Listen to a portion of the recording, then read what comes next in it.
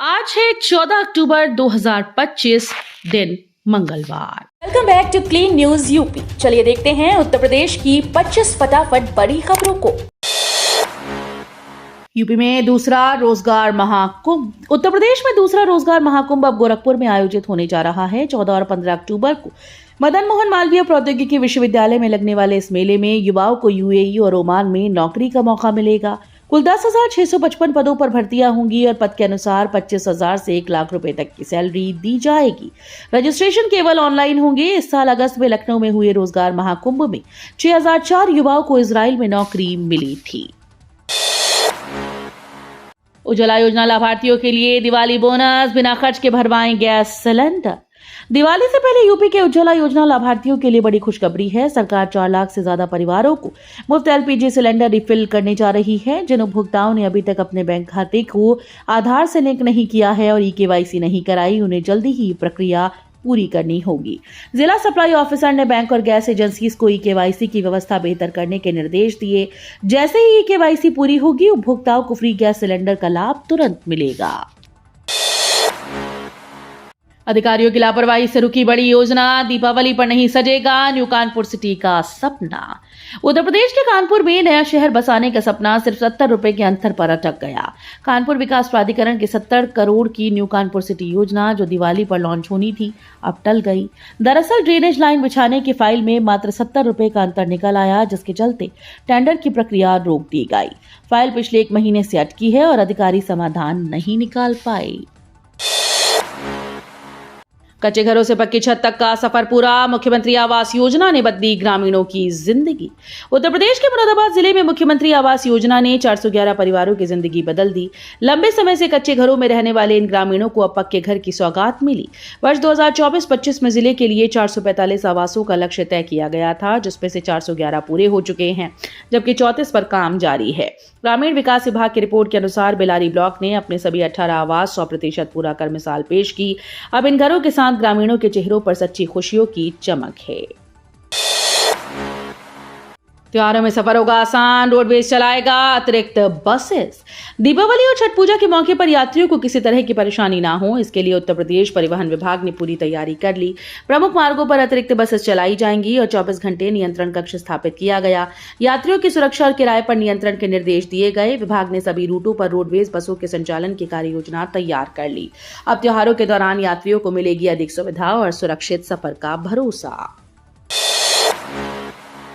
UP में 4,000 नई factories की तैयारी, इन्वेस्ट यूपी के पुनर्गठन से निवेश को मिलेगा बूस्ट। मुख्यमंत्री योगी आदित्यनाथ ने इन्वेस्ट यूपी के बड़े पुनर्गठन को मंजूरी देते हुए कहा कि इससे निवेशकों को और बेहतर सुविधा और सुरक्षा मिलेगी। इसके लिए मुंबई, बेंगलुरु, हैदराबाद, चेन्नई, नई दिल्ली में सैटेलाइट ऑफिस खोले जाएंगे और टेक्सटाइल व ऑटोमोबाइल सेक्टर के लिए विशेषज्ञ सेल बनाए जाएंगे। 11 जीएम, एजीएम पदों और 2 ज्वाइंट सीईओ की तैनाती भी स्वीकृत हुई। सीएम ने बताया कि 2024-25 में लगभग 4,000 नई फैक्ट्रीज लगेंगी। साथ ही सेफ सिटी की तर्ज पर सेफ इंडस्ट्री मॉडल लाकर सीसीटीवी और सुरक्षा से निवेशकों का भरोसा मजबूत किया जाएगा।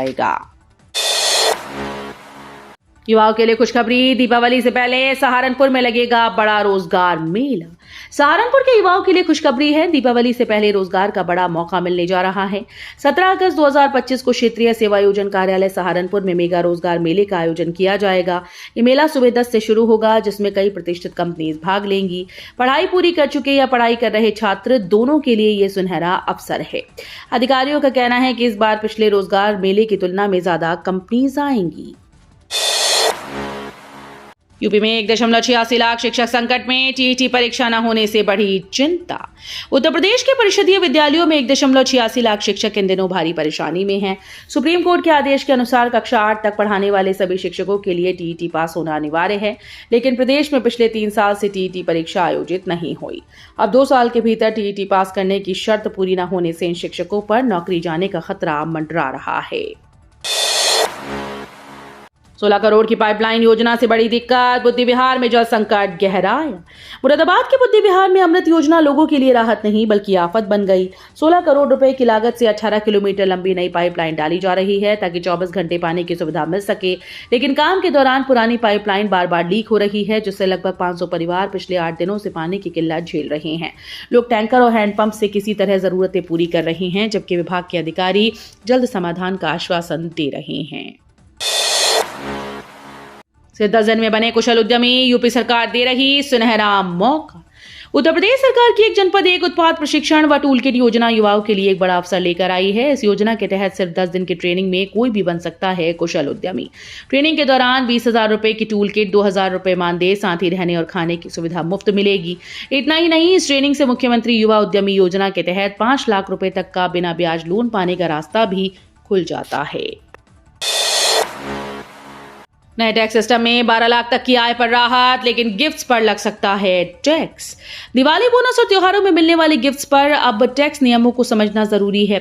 नए टैक्स सिस्टम में 12 लाख तक की आय पर राहत मिल सकती है, लेकिन गिफ्ट्स पर अलग नियम लागू होते हैं।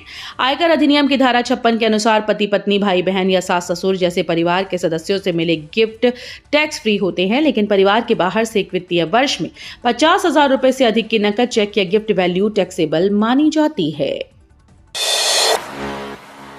अपराधियों को संरक्षण दे रही यूपी सरकार, अखिलेश यादव का बड़ा आरोप। समाजवादी पार्टी अध्यक्ष अखिलेश यादव ने यूपी की भाजपा सरकार पर गंभीर आरोप लगाए हैं। उन्होंने कहा कि प्रदेश में दलितों, महिलाओं, गरीबों के साथ अत्याचार चरम पर है, लेकिन सरकार न्याय देने के बजाय पीड़ितों पर दबाव बनाकर लगातार अपनी मनमानी कर रही है। अखिलेश के मुताबिक अपराधी तत्वों को सत्ता का संरक्षण मिला हुआ है और सरकारी जमीनों पर कब्जे हो रहे हैं। अखिलेश ने दावा किया कि 2027 में जनता भाजपा को सत्ता से बाहर कर देगी।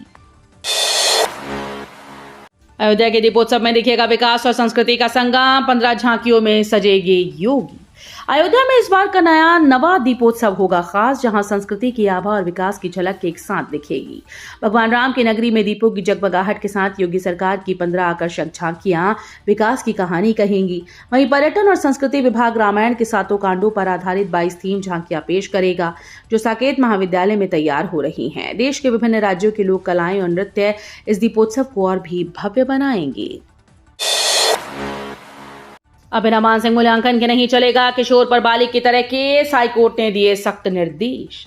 इलाहाबाद हाईकोर्ट ने एक अहम फैसला सुनाते हुए कहा कि जघन्य अपराधों में किसी किशोर पर बालिग की तरह मुकदमा चलाने से पहले उसका IQ और EQ टेस्ट कराना अनिवार्य होगा। कोर्ट ने स्पष्ट किया कि किशोर न्याय बोर्ड केवल अपनी भावना के आधार पर निर्णय नहीं ले सकता, बल्कि बच्चे की मानसिक और भावनात्मक परिपक्वता का वैज्ञानिक मूल्यांकन आवश्यक है। हाईकोर्ट ने इसके लिए 11 अनिवार्य दिशा निर्देश जारी किए, जिनका पालन तब तक किया जाएगा जब तक इस विषय पर कोई नया कानून नहीं बनता। भत्तों की घोषणा पर अमल में देरी से नाराज सांसद, गृह विभाग से की तत्काल कार्रवाई की मांग। भाजपा के वरिष्ठ नेता और राज्यसभा सांसद डॉक्टर लक्ष्मीकांत वाजपेयी ने उत्तर प्रदेश सरकार से पुलिस कर्मियों के भत्ते की घोषणाएं तत्काल लागू करने की मांग की है। उन्होंने इस संबंध में प्रमुख सचिव गृह को पत्र लिखते हुए कहा कि भत्तों की घोषणा को काफी समय बीत चुका है, लेकिन अभी तक अमल नहीं हुआ। सांसद का ये पत्र 12 अक्टूबर 2025 को जारी हुआ और सोशल मीडिया पर तेजी से वायरल हो रहा है। अब शासन स्तर पर इस मुद्दे पर चर्चा तेज हो गई। गोरखपुर नगर निगम में फूटा पार्षदों का गुस्सा, बोर्ड बैठक शुरू होते ही हंगामा।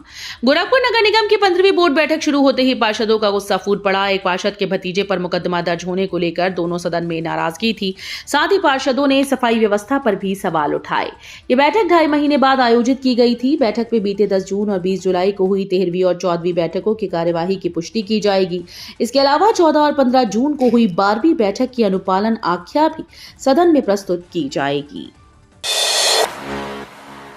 आजमगढ़ जेल में फर्जीवाड़ा, बंदी ने बैंक खाते से 52 लाख निकालकर बहन की शादी कराई।